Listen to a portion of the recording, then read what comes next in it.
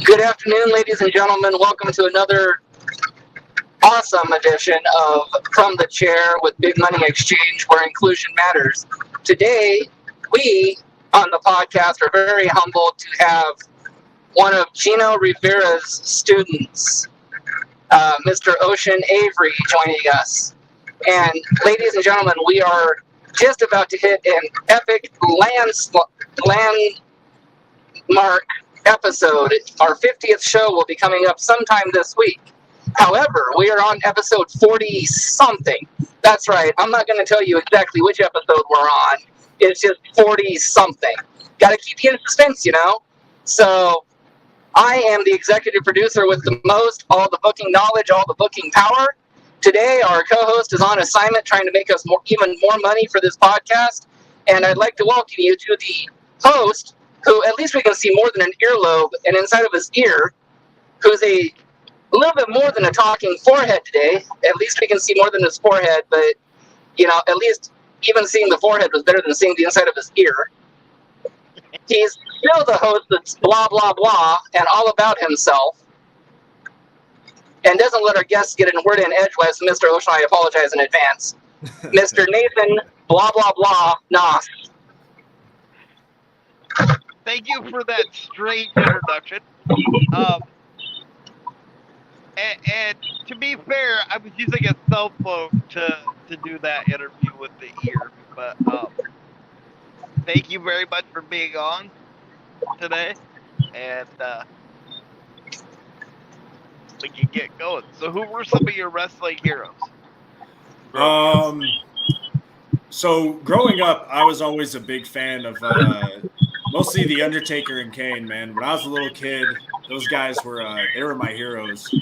I don't know what it was. I think it was just, you know, I got my Evil Dead poster right behind me. I've always been a big horror movie fan. So when I was a kid and I saw those guys, I was like, these are just like horror movie characters brought into real life. And so they were always huge, huge inspirations for me, and still like a little bit are anytime I think about wrestling. Very cool. So, who are your top 5 indie male wrestlers? And it's okay to mention your trainer. He's awesome. Ooh, top 5 indie male wrestlers. I got to put Dante King top of the list. Love that guy. Great talent. Awesome in-ring performer. Oh, gosh. I just forgot his name. Fancy Clancy, I believe is his name. I've been following that guy for a bit. Awesome talent. Just a wicked, just in-ring performer, real old-school babyface. Gino, obviously got to be in there. He's my trainer, and I got to mark out for him a little bit, but whenever I watch that dude wrestle, I love watching him do his thing. Definitely another guy I trained with. He's still kind of lower down right now, but once he starts to take off, man, JKM, he's gonna be a big talent, man. That kid's got a lot of heart. He's got a lot of talent in that ring. And also, I like Chubby Depp out in Arizona. Love that dude. Great wrestler. Great character. Love that guy. nice. That's a good list. Can you tell us some of your biggest rivals?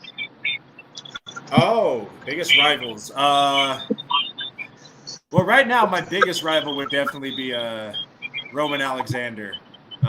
We've had a decent little series so far. Great talent. I was his first match back after a long injury, and then he was my first match back after a long injury. So there's a lot of good story there in our rivalry. Dante, he's a great dude. Love tagging with him, but he's also one of my biggest rivals. I always want to be better than him. I always love wrestling him. Those two are probably my biggest rivals, Roman Alexander and Dante King. Very cool. Okay, since Big Money is not here, I'll go ahead and ask his question. Your top 5 managers, and they can be independent managers if you want. Ooh, managers. Paul Bearer's got to be number one for me. He was just so good. So Paul Bearer. I like Jim Cornette when he's a manager. I think he's great. Paul Heyman. Oh gosh, let's see here. I'm not great on manager names, so forgive me on that one. Since I put over a lot of people from my school anyway, I'll put him over Lucas Scratch. He'll be one of the best managers of all time.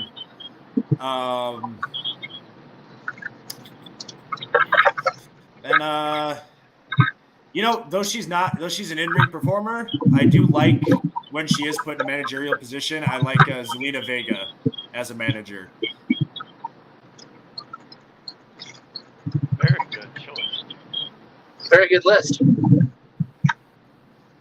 So in my research, I noticed you do very intense promos. Mm-hmm. Is there a certain way that came about, or is that just? So I mean, I think it's just the way that the promos kind of come out most of the time. I don't necessarily always go in with the mentality of it being intense, but it's just, I guess a little bit like Ultimate Warrior, something just takes over. You just kind of start getting more and more intense and more into what you say, and it kind of, I think, mimics my in-ring style. It may start sort of slowly, but just my intensity of mine always keeps building with my promos and with my in-ring work. Very nice. And for anybody that's looking to learn some intense promos, go watch his promo stuff on YouTube, because you'll pick up a lot of stuff. I appreciate that. Well, yeah, and to be fair, Nathan, look at who he was trained by. I mean, Gino is the master of cutting promo. I mean, his promos were just as intense. So he had a great teacher. Oh yeah, no, we do promo days probably about twice a week. We do just we always cut promos in class. We always make sure to have those down packed, because Gino's very passionate about him. He's very passionate about making them good, telling good stories. So Gino always wants to make sure that we're good on our promos. Yeah. So I'm going to give love to your trainer. So what's some of the best advice that Mr. Rivera has given you? So it's one sentence, and he says it to everyone, no matter how proud of an achievement you are. He says, "Show me something." Basically, he doesn't want us to let certain achievements go to our head. Doesn't want us to get complacent. He wants us to show him something. That's the best advice he gives, because it reminds you that, I did something I'm really proud of. I'm really, I'm super hyped about this match. I'm hyped about winning this championship, but now I got to keep going. I got to make more out of this. That's the best advice Gino's ever given me. Very nice. So I watched a tag team match with you and, I'm going to try to get this guy, Frenchie LaFleur. Am I saying that right? One more time? I watched a tag team match with you and LaFleur. Is it Frenchie? Oh, I don't remember. Fonzie LaFleur. Yeah. Fonzie, there you go. Against the original Gangsters, Big Guns, Justin Andrews, and Slick Tyson Stone. Right. And you came out in a Hawaiian shirt to the song Kokomo from the Beach Boys. Yeah. So that was was that just for that show, or is that something that you know?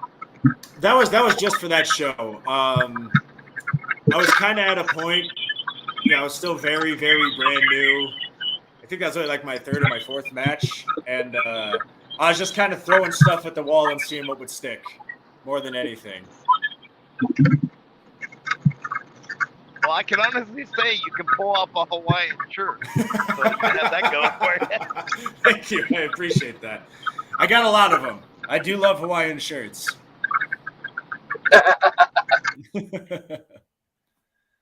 And, ladies and gentlemen, to tell you something, his third or fourth match in, facing a man like Big Gun Justin Andrews is amazing. He is a top talent in the state of Colorado, as I believe is his tag team partner.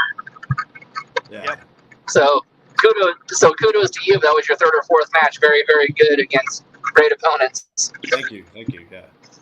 Yeah. I faced Big Guns twice, and he's a good talent in the ring. Yes.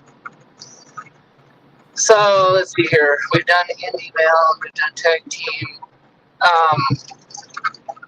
This is why I do what I do. I like hitting the hard hitting questions. So let's go top 5 female wrestlers. Top 5 females. That's a good one. Let's see. I got to put Bull Nakano. She's my favorite female wrestler of all time. She was just an animal in the ring. Really, just a different talent. So Bull Nakano. I got to put Trish Stratus up there. You know, I grew up watching her a lot, and I was like, great talent. So that was just a lot of like nostalgia for me. So she's definitely up next. Asuka, especially the stuff she did in Japan, was just brilliant. I still watch her stuff. China, just for like the way that she sort of paved the way for like larger, less like supermodel female wrestlers in like the main focal point of WWE. And then I gotta put Rhea Ripley up there. I think she's gonna go down in history as one of the greatest wrestlers in the female division for sure.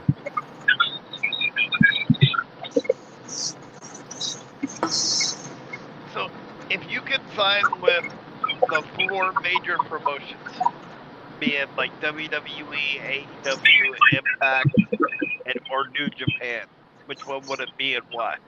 New Japan, 100%. And that's just because I discovered New Japan probably like 2017 was when I first started watching New Japan, and everything about that style of wrestling, the way they present it, the way they work in the ring, just spoke to something in me, and it's just become like my biggest dream is just New Japan Pro Wrestling for sure. Well, and again, with your hard-hitting style, you're gonna skyrocket in Japan if you ever get there with the way that they wrestle. So I mean, yeah. Thank you, I appreciate that. Yeah, like that is really watching New Japan, and particularly like some of the dudes who like embrace Inokiism, like Ishii, Shibata. Those guys really are the ones who were some of the biggest influences on the way that I work in the ring.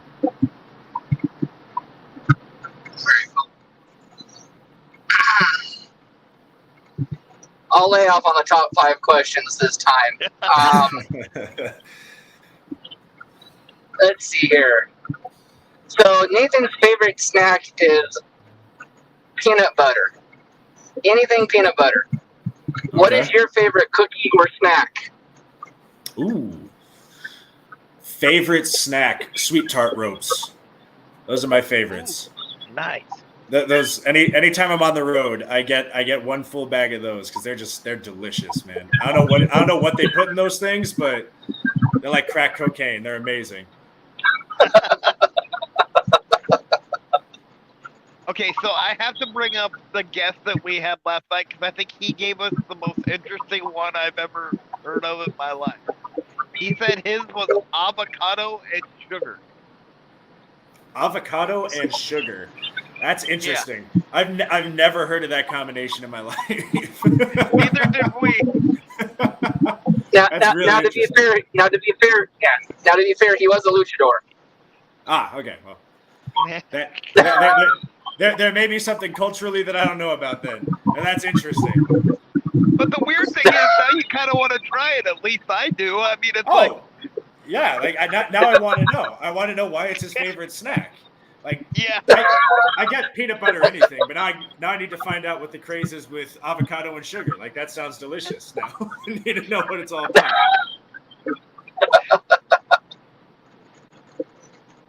So, can you tell us how your finisher came to be? The pile driver, that was just it's just old school, man. I like old school stuff. I like to keep things simple, and I always thought that the pile driver was just one of those things that's a finish in my book still. You hit someone with a pile driver, that's it, they're done. And I like the brutality of it, and I just like the way that it just looks, And I like the fact that it's the God style pile driver too, where I that one is also just, it's the mentality of I'm holding them there and there's nowhere for them to go. They can't go up, they can't go out to the side. I'm in full control with the gotch grip. yeah, and they can't even fight their way out, right? Because even if they kick their legs, they're stuck. Yeah. So that's why I picked the gotch style pile driver. Very nice. Okay, let's see here.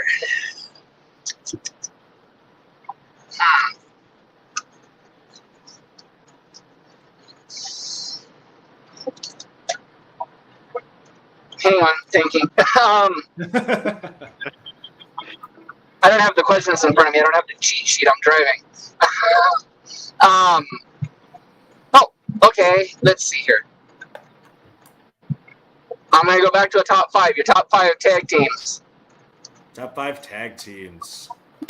Brothers of Destruction, for the sentimentality of it all. Hardys, because, what kid watching WWE in that era didn't want to be one of the Hardy Boys? Midnight Express, I'd certainly say, or not Midnight Express. Yeah, Midnight Express. Yeah, I'd put them up there. The Dudleys, just for the way that I love the Dudleys for the way they make the crowd react. I've never necessarily been a huge fan of their in-ring work necessarily, but the impact and the way that they've affected the business is just huge, in my opinion. Honestly, I loved the Bar. That was a tag team that I felt they broke up way too early, and that I think could have been up there with like one of the best tag teams of all time. And they wouldn't tag a lot, but whenever they were a tag team, Misawa and Kenta Kobashi, great tag team. Ooh, nice.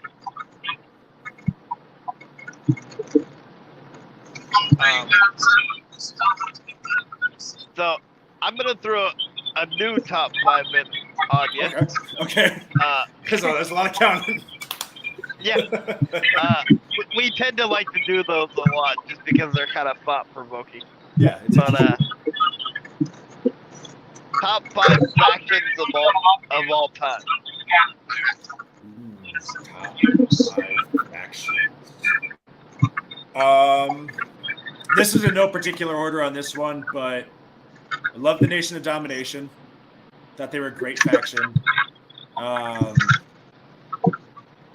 DX has got to be up there. Again, as a kid, just walking through every hallway at school, telling everyone to suck it. Then let's see, Nation Domination, DX. Again, like this is a newer one, but I thought that as a faction, they could have been great. The Hurt Business was awesome. I'm very sad they broke them up. Los Ingobernables de Japan is a great one. I think that, while Bullet Club was getting all the praise, I think they were a much better faction with a much better group of guys. And then got to go with Chaos from New Japan also. Another great faction. Very nice. And I agree with you about Ingobernables. Like Naito. Like some of his video packages for that faction are phenomenal. Oh, yeah. No, they were... I feel like they were just criminally underrated when Bullet Club was really getting all the mainstream appeal.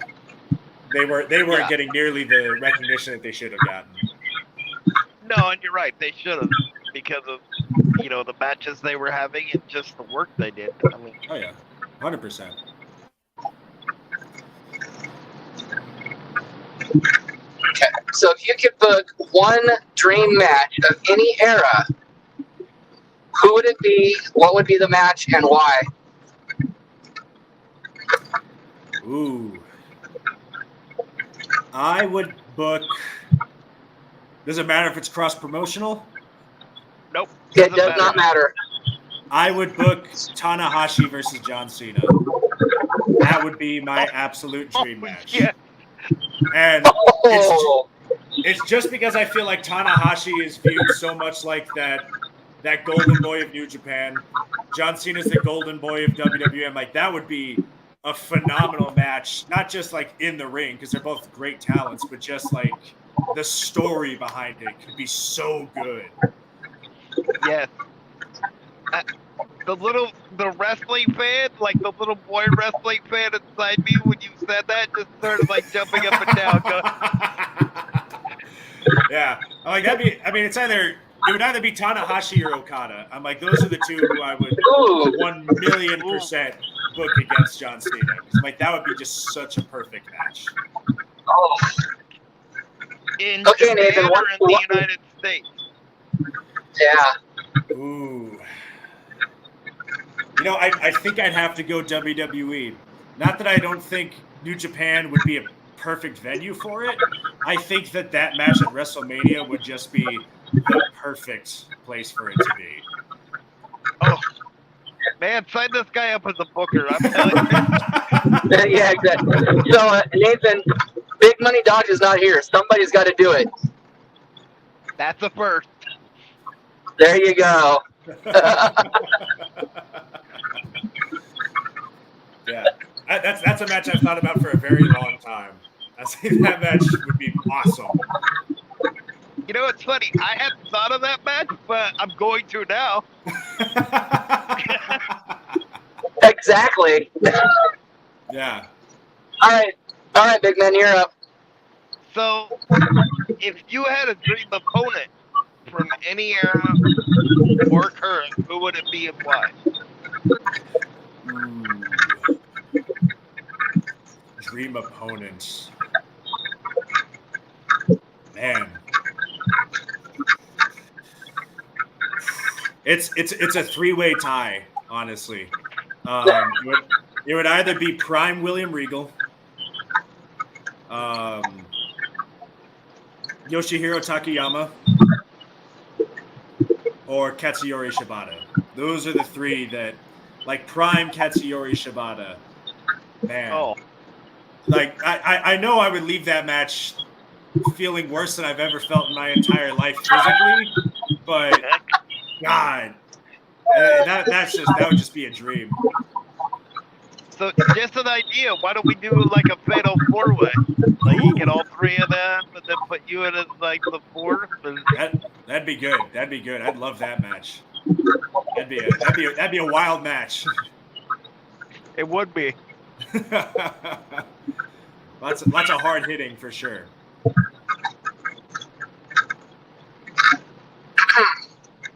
Well, I hate to do it, but we're going to do another top five. Okay. And this one might be a little bit harder, but your top five commentators.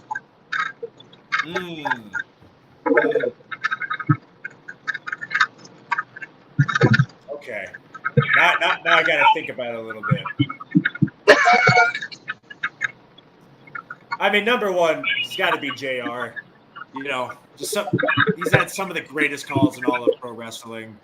Mauro Ronaldo has got to be number two. I feel like any match, whether it's like shoot boxing or, you know, WWE, there's something about how much passion he has for it that I love. Michael Cole, I'll also say. When he's super scripted, I'm not a big fan of Michael Cole, but once they just let him sort of commentate what's going on, I think he's great. Gosh. Vince McMahon, honestly. Just because, like, I thought he was a really good commentator, along with being a great a great character. I thought he was really good in the commentary position. And then Jerry the King Lawler, just because as a kid, he made me laugh. And I have to say it again, the Vince McMahon thing is the first. Really? Because, yeah. Because Yeah. people don't really remember that he was a commentator, right? They just think he was the owner. But you're right. He did an amazing job as a commentator, right? And it's really only one thing that really like sticks with me, and it's just when he says, "That's gotta be Kane." Yeah. It's a road trip tradition with my school that anytime we drive by a Raising Cane's, we say, "That's gotta be Cane's," every single time. That's awesome.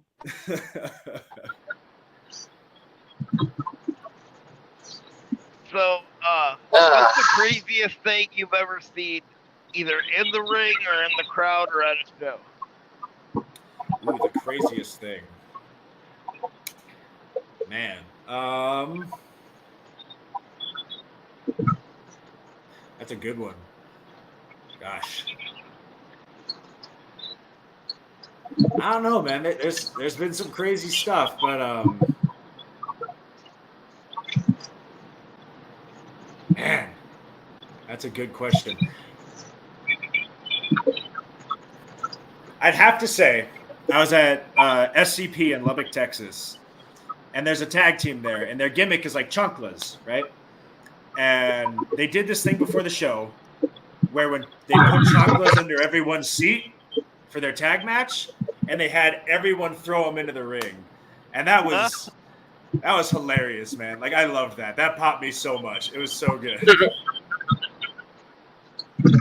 Okay, so I have to tell this story. You said something about people putting something like in like the fan, before their match. Yeah. So we live in Washington, so at a flea market down here, my friends were wrestling, and so they were like, "Hey, we're gonna hide a cookie sheet, but we need a place to hide it." Right. So they're like, "Well, you have a wheelchair, so can you put it behind your back and hide it in the chair? And when we come out, we'll come out and get it." That would have been fine, except for they didn't tell me they were in the main event 3 hours later. Oh, gosh. So I'm sitting there in the hot sun with the cookie sheet behind my back for 3 hours. Oh, God. Going, "You guys coming here?"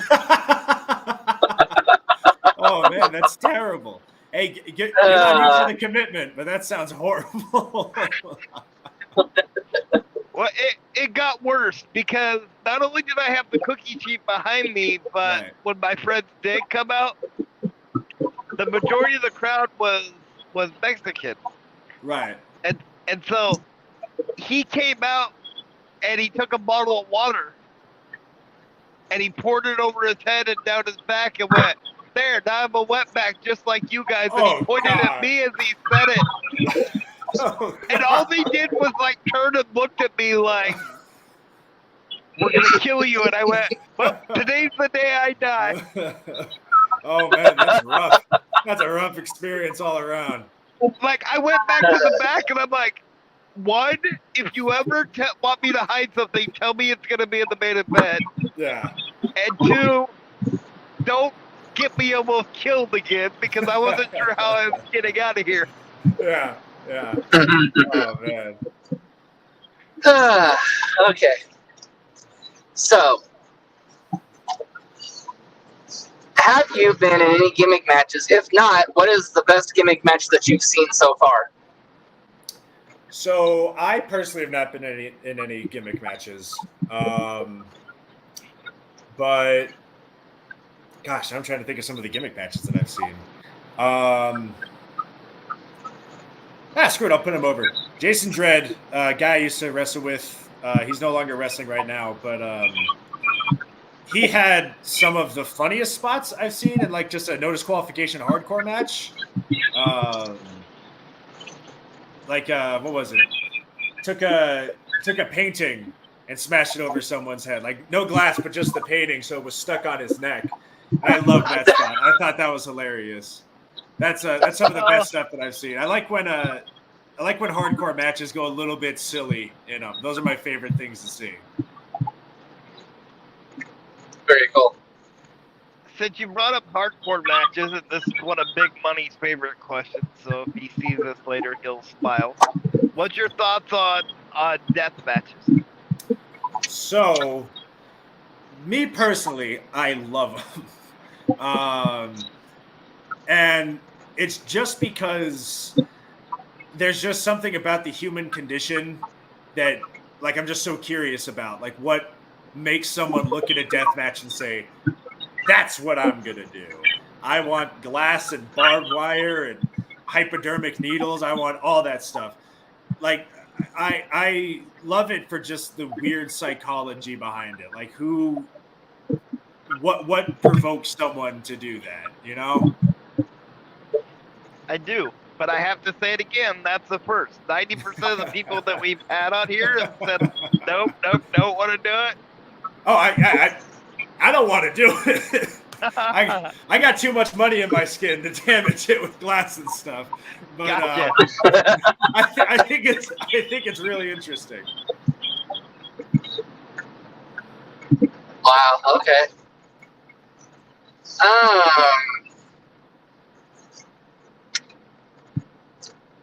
So, what advice would you give to an up-and-coming wrestler?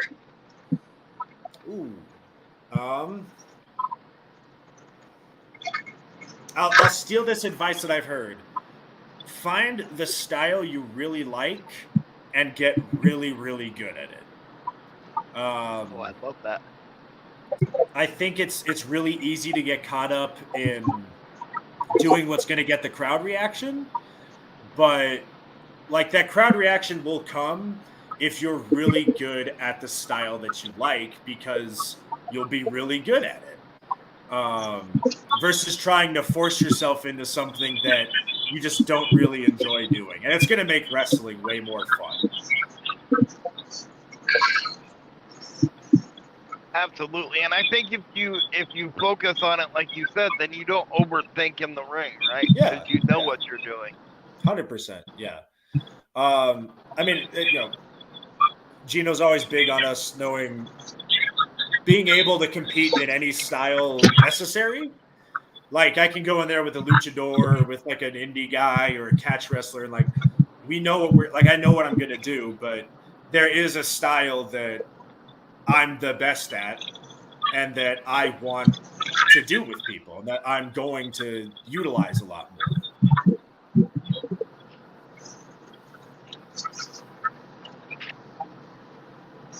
So if you could book one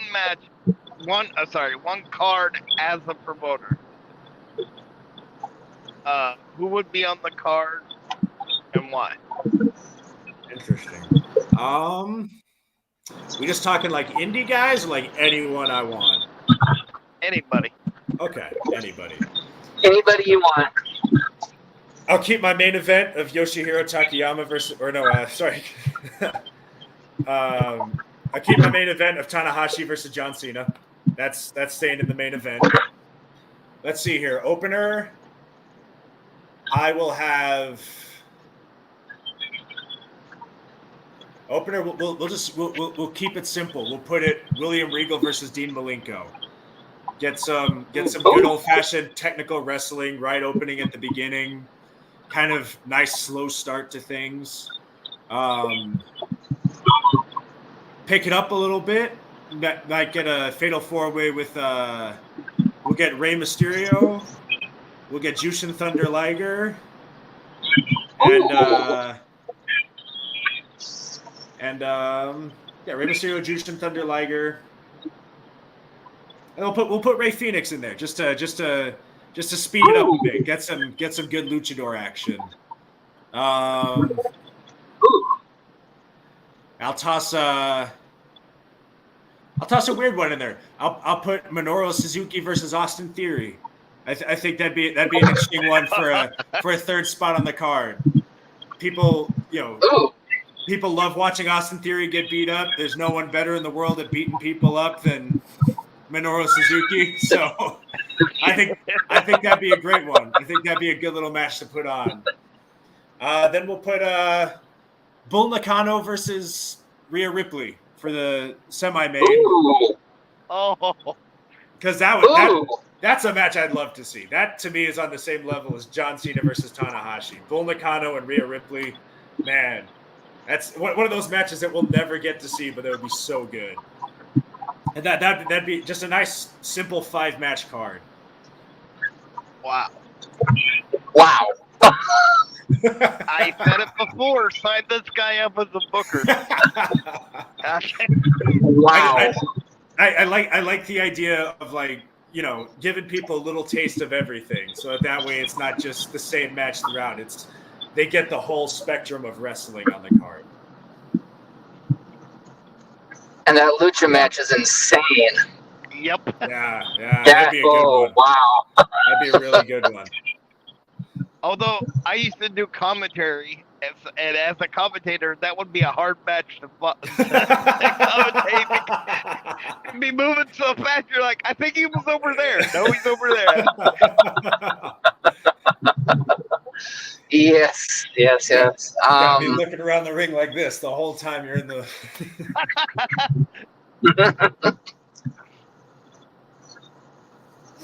Yeah, that'd be interesting.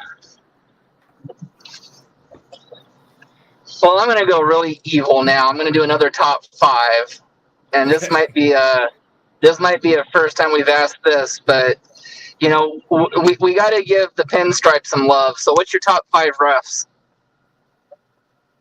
Red Shoes number 1. He brings so much energy to the match. Like, he's so invested in it. I can't remember his actual name, but Lil Nate has always got to be Charles Robinson. He's always got to be up there. He's great. Let's see.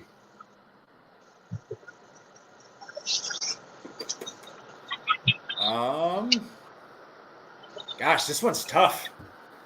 And admittedly, it's because I don't know a lot of ref names. Unfortunately, I just know their faces. I'm like, I like that. I like that guy. Like, oh man, he's a good ref. What's her name? Aubrey. Ref Aubrey. Aubrey Edwards. Aubrey Edwards. I like her. And particularly, I like her whenever it's like gimmicky matches, because I think she just like hypes up the gimmicks so much more, and I love that. And I'll be honest, man. Those are the ref names that I know. I'll be perfectly honest with you. I don't give enough love for the refs.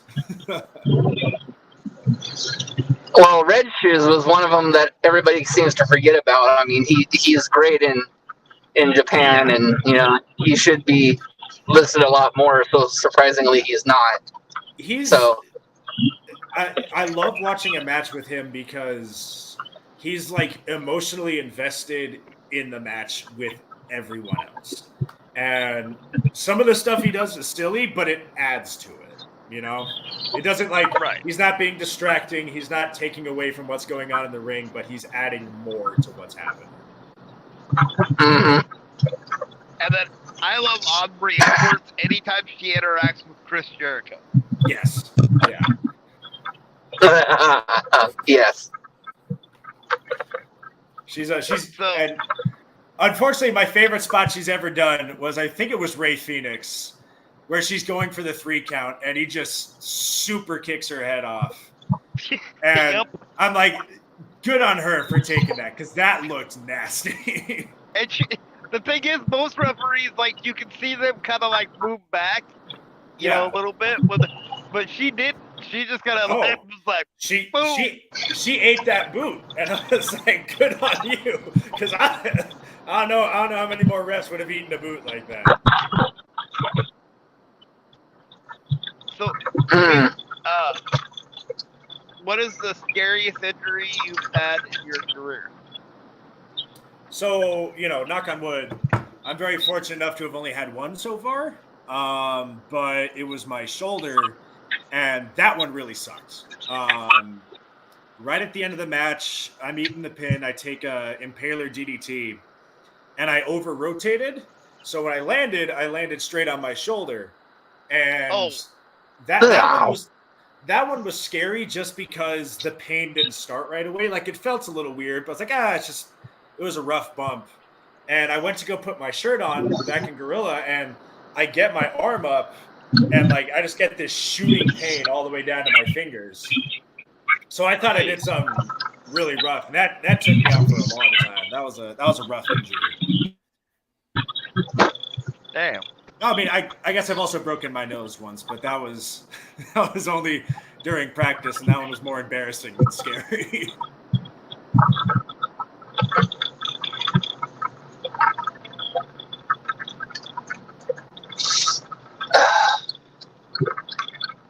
Hang on, Nate. Okay.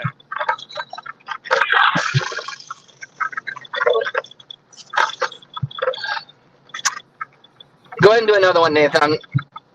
I'm in traffic for a minute. So I noticed you did the guillotine choke, or at least you talked about it a lot in your. Is that like something you like learned in training, or is that? Yeah. So I do a lot of hard hitting stuff, but I try to implement a lot of catch wrestling into what I do because I just have a deep passion for it, like grappling and submission-based wrestling in general.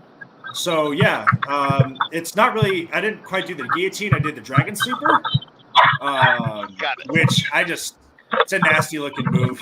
I love it. But yeah, no, I've always loved submission-based wrestling and stuff like that. So that's the main reason why I talk about that stuff a lot.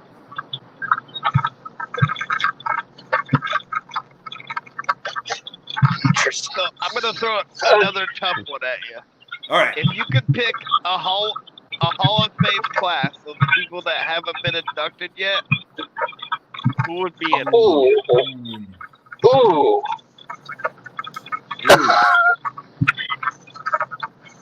Oh man. Okay. China for one.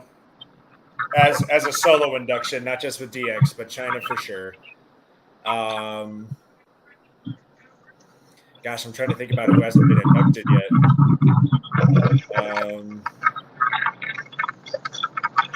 Let's see, China.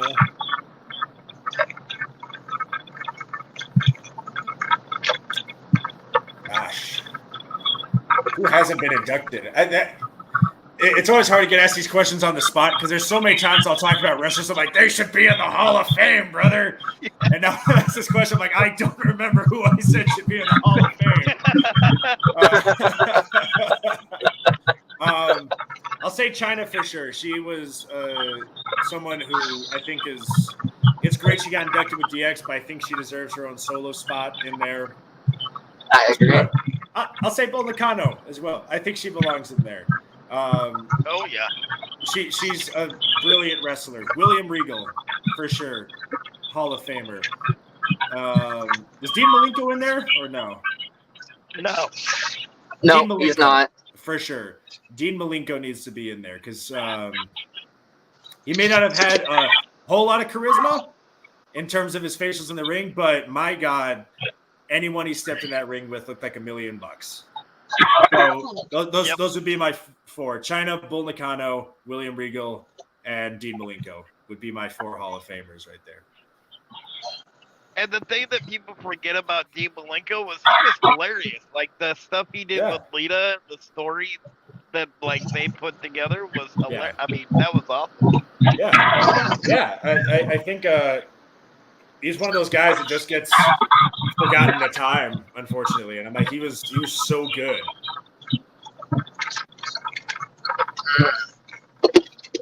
And the funny thing about that question is you're going to leave the podcast and then all the people that you were going to like think about are going to like flood back. That's exactly what's going to happen. I'm going to be laying in bed tonight trying to go to sleep. I'm like, I should have said them. Why didn't I say them?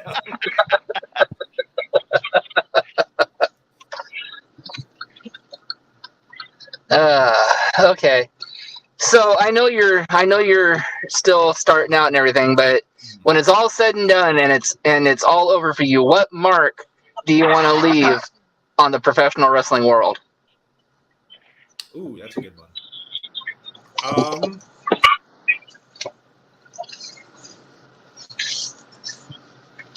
I'd like to be remembered as a reliable talent. I'm not 100% concerned with main event status or anything like that. I'd like to be remembered as someone who put on good matches, no matter who he was across the ring from. That's my main desire in the wrestling business. Huh? So, if you had a dream tag team partner from any era or current, who would it be and why?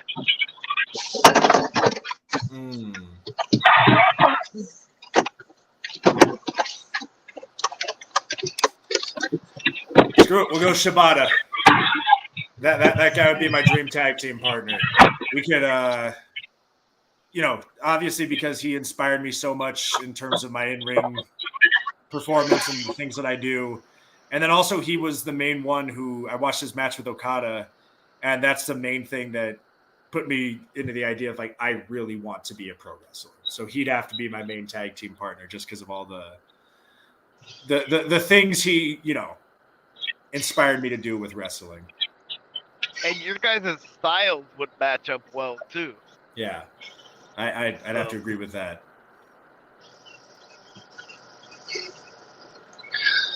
Well, I guess we'll work on that. So if you didn't become a pro, if you didn't become a pro wrestler, what other occupation would you have done? So I'm very fortunate in my life in the sense that I'm doing 2 of my dream jobs at one time.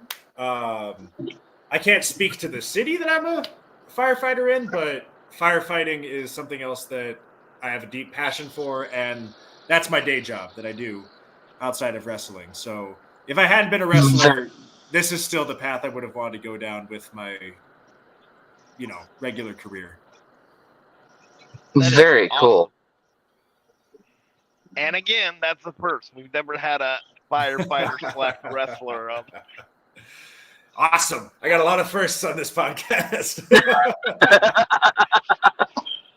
So this is another one that Big Buddy likes to ask. Have you ever wrestled in California? Not yet. I'm hoping to get out there soon, but as of yet, no. Well, I'll tell you what. He's a pretty prominent manager in that area, even though he lives in Washington. So I'll definitely mention your name to him because I think he can hook you up with some people. Absolutely. I would really appreciate that. Thank you.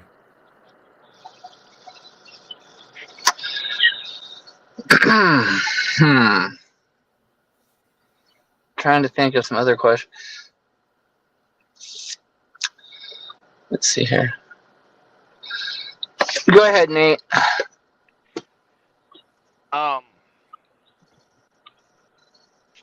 So, have you I know you just started, but have you and Gino ever wrestled on a card, or has it just been a training? So no, we haven't wrestled on a card together yet, at least against one another. But I really hope that we get a chance to, because I would love to wrestle Gino. I think anytime I bring something new to practice, Gino's like, when we have our match together, we gotta do that spot. And I'm like, I'm waiting for a promoter to put us together, because I think we could do some good stuff.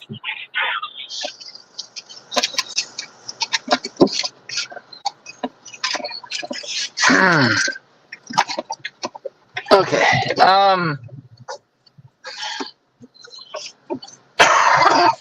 Maybe we won't do a top 5, but I'll make it easy on you. Thank you. Let's do a Mount Rushmore. So you only need 4. Okay.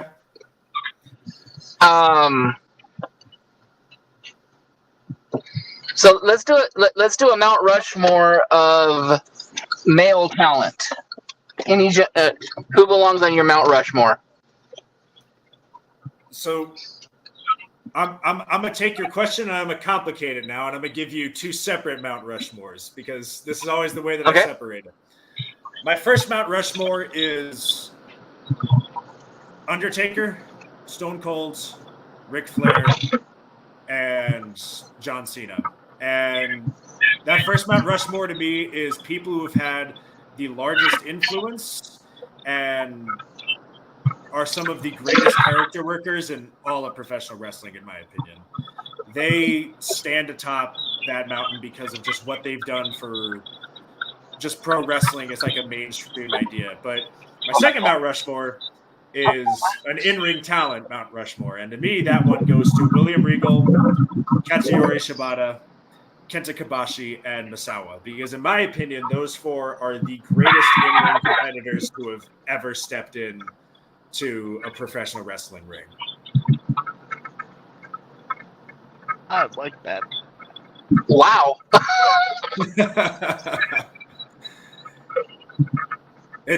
I always complicate that question because it's a weird thing in my head where I'm like, I have to separate it because I view them differently. Absolutely. No, it's great. Have you ever wrestled anybody from like WWE or AEW or Impact? No. I've wrestled people who were on AEW Dark, but I've never wrestled like signed AEW or Impact talent yet. No. I'm hoping to soon, but I think AEW Dark would count. Oh, yeah. Well, then I've wrestled Big Guns, and I've wrestled Adriel Noctis, and they were both on AEW Dark. Got you. I was a little sad that they took AEW Dark off. Yeah, that's a shame that they did that. I thought it was a great way for people to, just get that exposure and be able to be out there and shown in like a bigger setting, even if they get, I've wrestled 3 people who were on AEW. Gosh, I can't remember his name right now, but he wrestles out of Arizona and he was on AEW, wrestled Lance Archer. But yeah, no, I'm sad they got rid of that because it's such a great way for like smaller indie talent to have a larger recognition among people. And, it's a shame it's gone. Absolutely, and I've heard they might still do that a little bit with Ring of Honor. Okay, but that'd be a great place to do it. Absolutely. All right, Nate, fire away.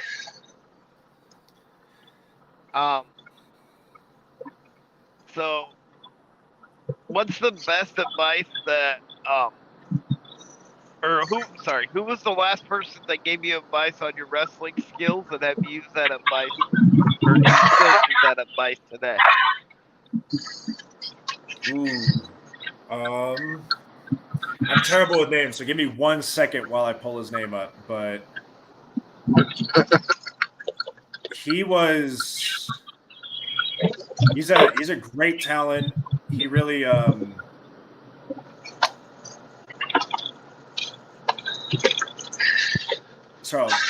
Charles Cassis.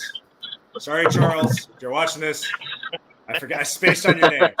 But no, he's a great in-ring talent, and he's a good wealth of knowledge. I had a tag match with him in Phoenix, and like he took a solid probably like half an hour just to sit down and talk with me about things I could do better, and things that like I did right and things I should try. So I still have all the notes that he gave me in my phone, because anytime I get good information back or from anyone, I like to write it down just so that way, like, I can look back at it and have it with me. Absolutely.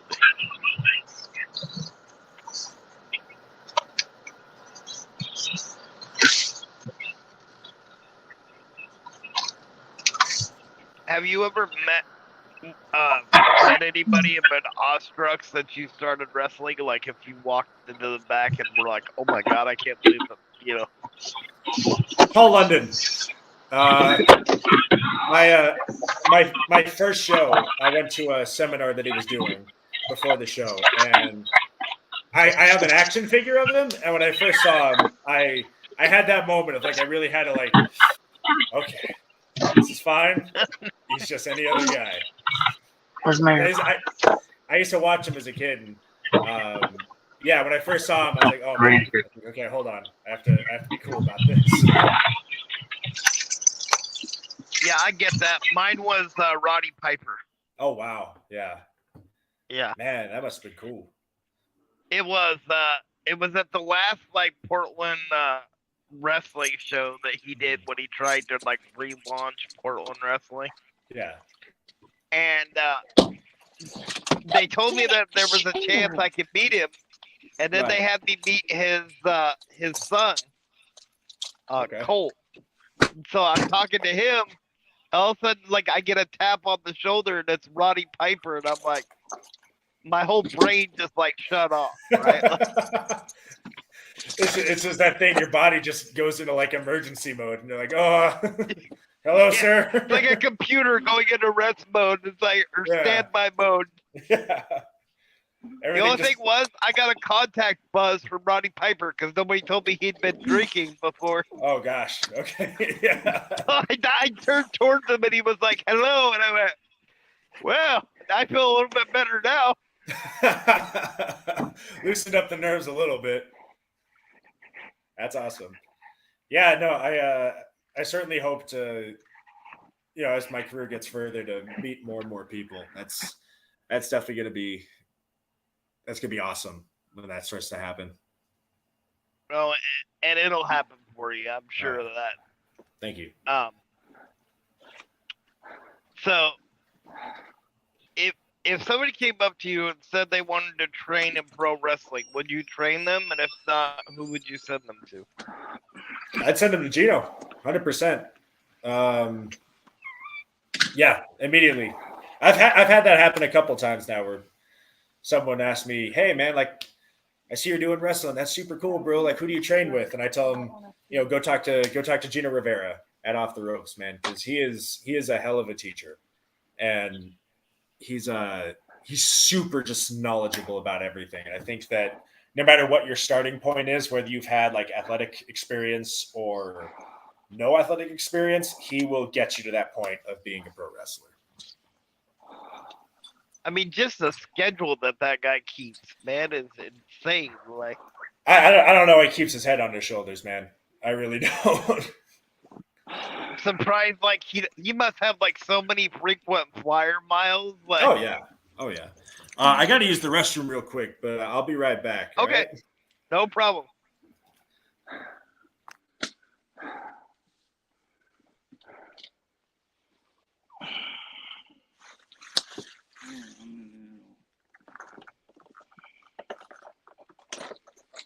So, well, he's using the restroom. I want to thank our two sponsors, the CARE program, which is community action reaching everybody. And to get a hold of the person that's in charge of that, it's Becky Bernhardt. And Bruce Nichols Painting for all your painting needs, pressure washing, and lead removal. And you can find him on Angie's.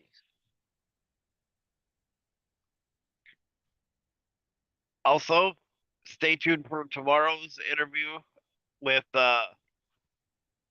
Championship Wrestling for Hollywood's own Jordan Cruz.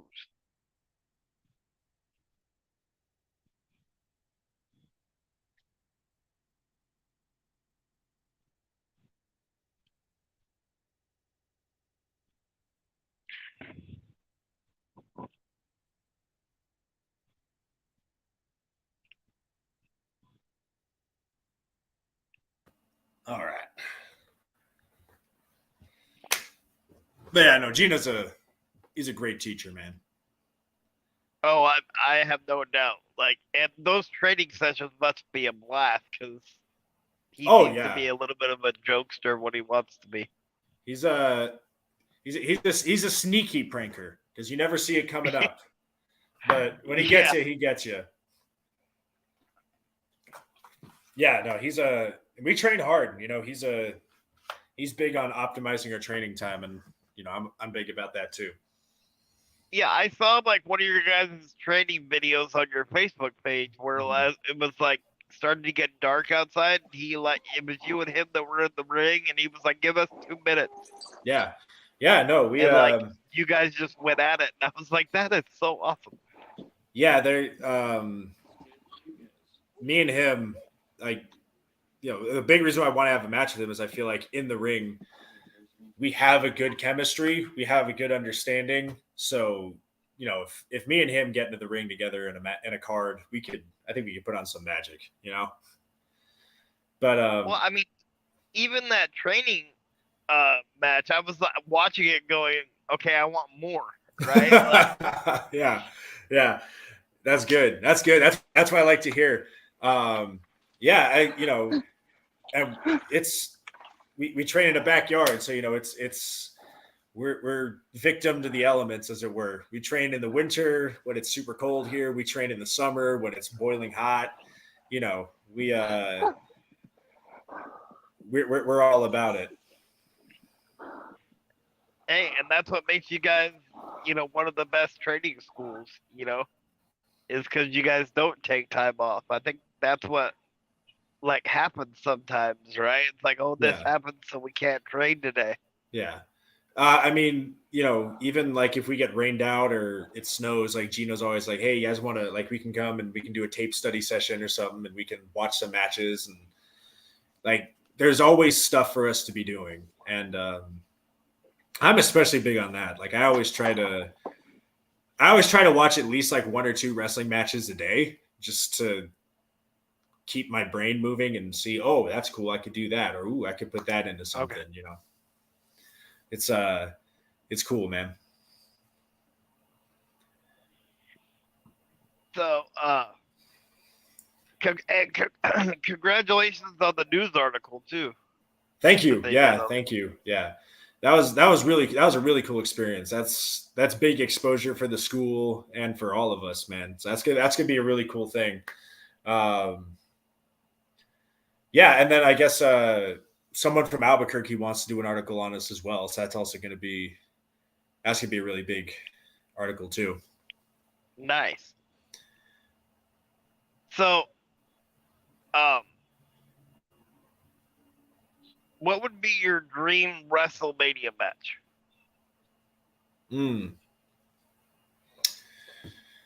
Huh. See, whenever I get asked that question, I always think, what would be like the best story if it were to somehow happen? And the big one for me would be like John Cena, Hulk Hogan, in terms of like just WWE guys, because like it would never happen because they were, I mean, I guess it has happened, but it's just the story there, the idea of like prime Hogan, prime Cena wrestling together would be awesome. Just the standard bearers of the business being able to go head to head. That would be one of my great what if matches, Gotcha.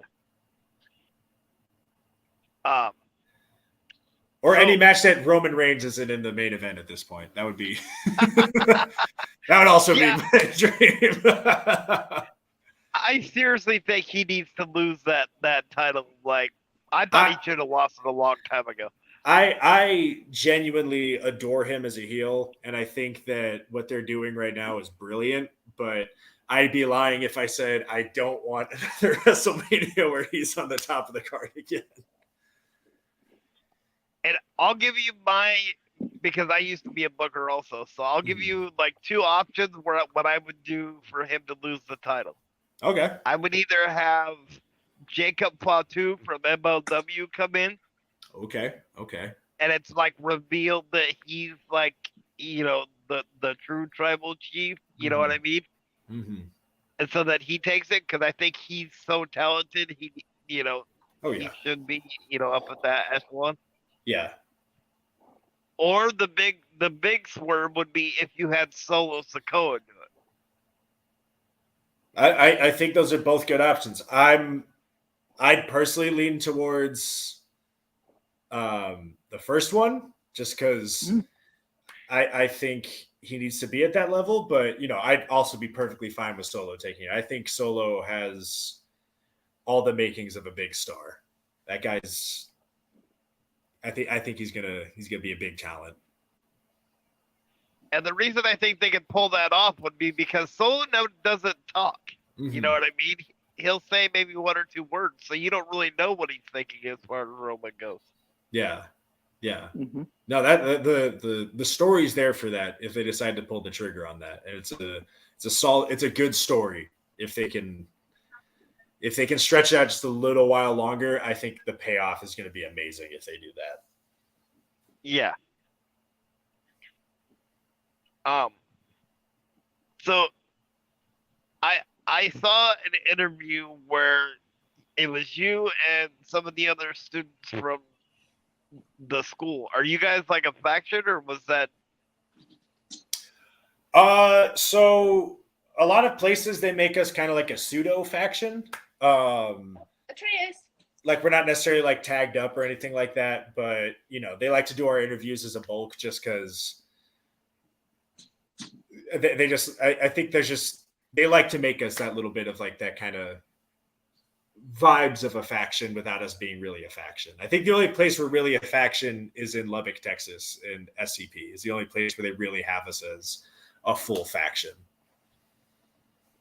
Got ya. Oh, I know one. Have you won any championships in your career? And if not, which one is like your dream championship to win? So I have won a championship. That was actually it was my first match. They put a belt on me, which looking back probably wasn't great for my first introduction to be a championship win. But yeah, no, it was the junior heavyweight championship in Tampa, Texas, in Amarillo. Was my first championship. But yeah, I mean, like just for the accolades of it, my dream championship would be the IWGP heavyweight. But I that's such a far off fantasy of having the championship. I don't know if it's as far off as you think. I think I think your talent's like right up there. Just Thank you. The chance to go up there. Then. Thank you. I appreciate that. Yeah. That or the never open weight. Those are two championships that the never open weight one's a little bit, I don't think people understand that one as much, but I've always thought that championship's super cool. And it's just like it's the workhorse championship, and those are the championships I'm always really drawn to. Got it. Tony, do you have any questions or? Did you ask him, or have we asked? Well, if we have, then I'll just change it. The best actor turned wrestler, or best wrestler turned actor. Sorry. Dave Bautista, 100%. He is just like extraordinarily talented. It's so cool because unlike The Rock or John Cena, where I see him like, oh, that's John Cena in a movie, or ooh, that's The Rock in a movie. Batista's really good at making me forget that he's Batista when I'm watching a movie. Very cool. Okay, so then a follow-up to that is the best wrestler, your favorite wrestling movie or TV series.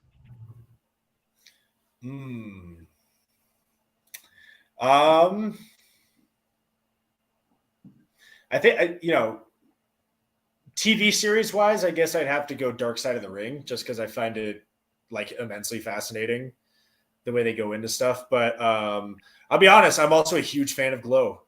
I liked that show. I think it's really good. Yeah, we a little while back we did an interview with the Royal Hawaiian. Oh, okay. From the original Glow. Yeah, nice. That's awesome. Yeah, no, my sister's the one who got me into that. She's like, "Oh, you really like wrestling? I think you'd like this show." And I put it on because I was like, whatever. Like, give us something to talk about. And I was like, "Oh my god, this show's actually really good."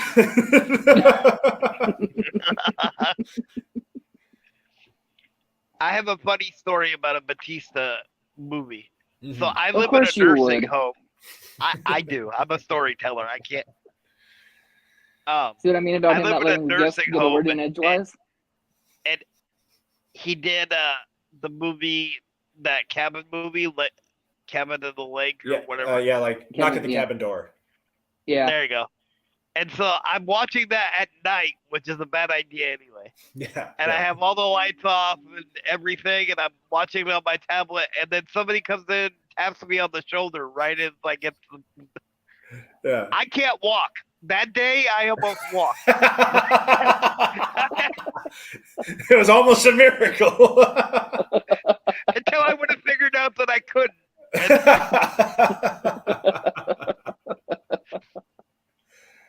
That's funny. That's funny. So, Go ahead, Nate.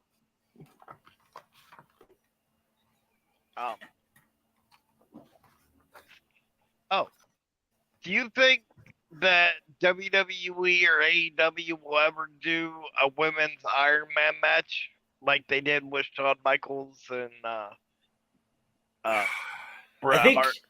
AEW would probably do it. Just because I feel like I just don't know if WWE would put an hour-long Iron Man on anymore, you know? But I'd hope they would. I would love for them to. I think that'd be awesome. I love a good long Iron Man match, especially if they get two talents in there who have really good chemistry. Like they could just, that'd be a great, I think it'd be a great main event to put on for a show. Yeah. So I'm going to make that a little bit harder. Who would you put in it? Rhea Ripley and Charlotte Flair, 100%. I think that if two people could really make like a super compelling Iron Man match, it would be those two. And there's actually a story built for that too. Like if she comes back from the bodybuilding contest after she lost at WrestleMania, you could easily have her go in and be like, I want my rematch, but I want it in a way that I can prove that, like, you know, I am the queen. Yeah. No, I think that the story's there. I think that all the components are there. They just have to pull the trigger and be like, we're giving an hour of time to this match, and it's going to go through. And that would, I would love that.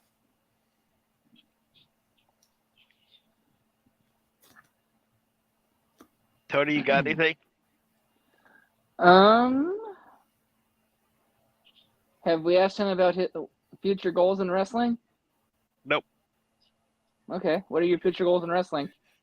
So right now, my main concern is getting out to California. I'd love to go wrestle out there. That's a big goal of mine. The most like high tier goal I have right now would be to get on a Josh Barnett's Bloodsport. That would be something I would absolutely love. I think I'd be able to showcase a lot of my talents there, and I would love to be able to just put on that old school catch as can wrestling style match. I think that would be amazing. Yeah. And again, we're going to have to get him in touch with Big Money Dodge to get him out to California. I was just thinking that. Okay, we've had a mixed reaction to this one, but I'm going to ask it anyway. Do you think a special needs character, i.e. Eugene, would work in wrestling today?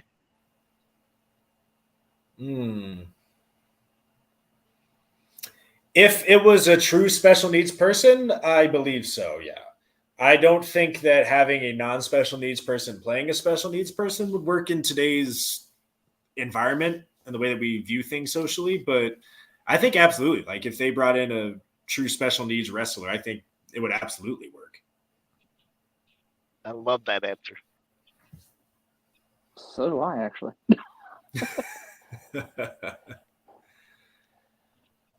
You can go ahead and tell him the backstory, Nathan. So, the reason I asked that is one of the characters that besides the forehead, that I've played around with is like the crippled Messiah, as okay, like a manager, right? Like, right, yeah. You get like I have like literally wine glasses that look like the old fashioned like chalices. Yeah. Like in my closet that I'm gonna get painted, right? Right. And then I come out and I'm just like either like the ultra faith, like, you know, because people would automatically think, you know, would do the sympathy thing, or reading the crowd, if they're the other way, be like, what? You guys owe me because you guys get all this, you know what I mean? Yeah, I think that would work great, honestly. So, I think that'd be awesome. so, so I'm gonna throw this out there because I'm kind of running out of questions. Unless you have more, Tony. Well, I'm sure I can always think of some more top fives, but go ahead, Nathan. Throw out your question. So we're putting together a charity show down here in Washington, and Okay. was wondering if, like, once we get it put together, if I shoot you the information, would that be something you would be interested in coming down for? Or? Yeah, 100%. Absolutely. Cool. Just let me know all the info and I'll get back to you on it. Sounds good. Just because we don't want to end it too early right now, let's do another couple top fives. Okay. I'll make it fairly painless, I hope. Let's do your, and this will be a first time that I think I asked this question. So let's hear your top 5 indie heel wrestlers. Indie heel wrestlers. Yes, Nathan, I know it's a good question. That's why I ask it. I'll put Gino on that list. That dude gets hated no matter where he goes, no matter what city it's in. They hate him. They can't stand him. He's good at what he does. Let's see. Gosh, I'm blanking. There's so many good indie heels. Fuck it. Myself. I'm one of the best indie heels. No. That's the best reaction to that. There doesn't need to be a top 5 because I'm the one real deal heel. I always put over guys from my school still. Dante King, he's another great example of a great heel. He's just, there's something about him. He's such a handsome dude. You just want to punch him in the face about it. You can't stand the guy for it. Let's see.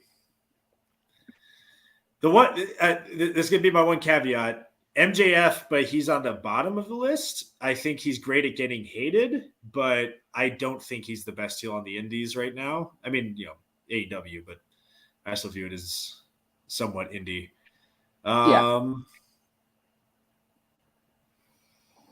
Let's see here.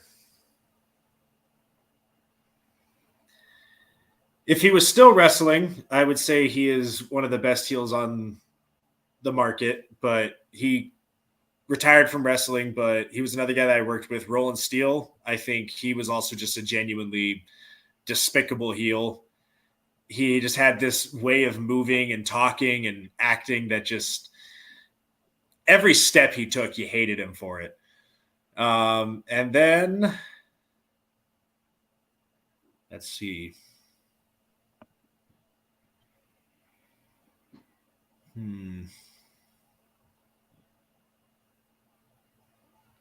Gosh, that's a tough one, man.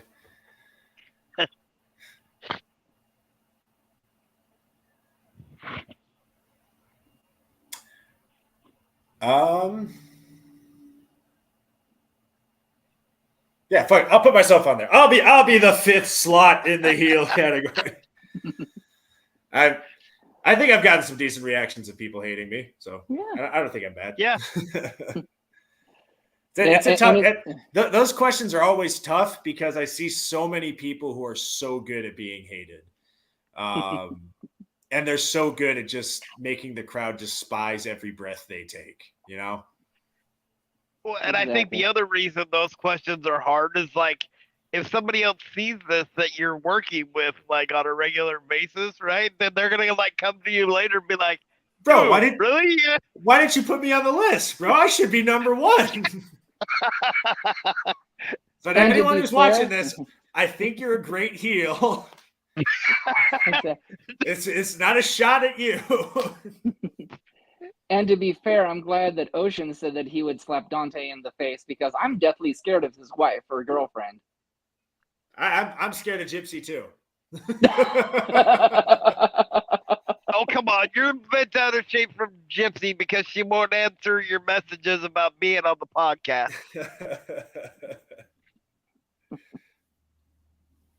Oh, it's only because I've been intrigued by her ever since we interviewed Gino. I mean, That's true.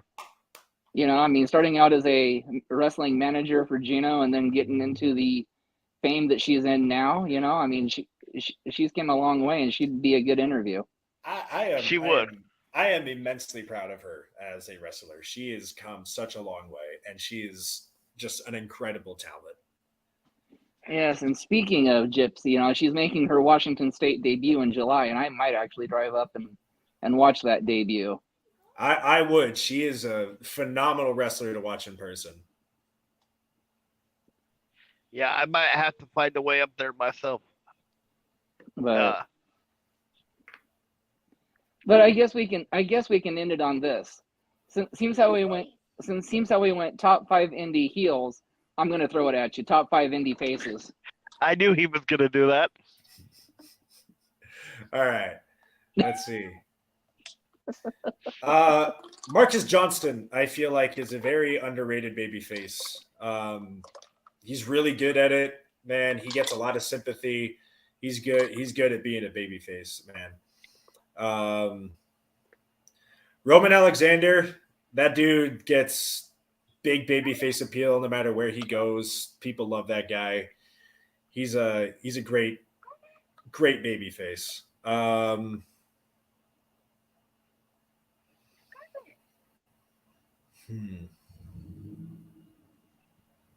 I'll put it over another guy from my school, JKM. Another dude. No matter where he goes, people love that guy.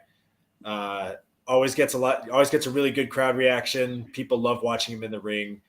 He's a really good face.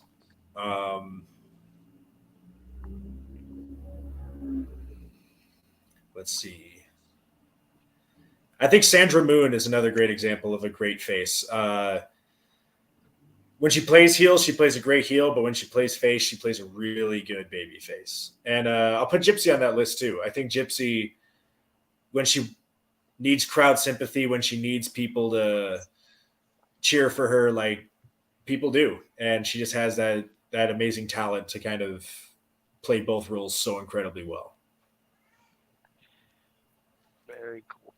I'm sorry, the sarcastic side of me thought you were going to say me just if I smiled. Me, because I can play any role that you put me in, brother. Babyface or heel, it doesn't matter. Ocean Avery's the real deal.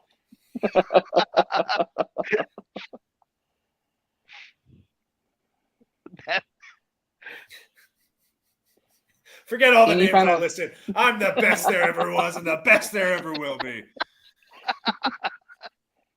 Well, actually, to be fair, we actually interviewed somebody here a couple of days ago that said he'd be the best wrestler turned actor. Just give him a chance.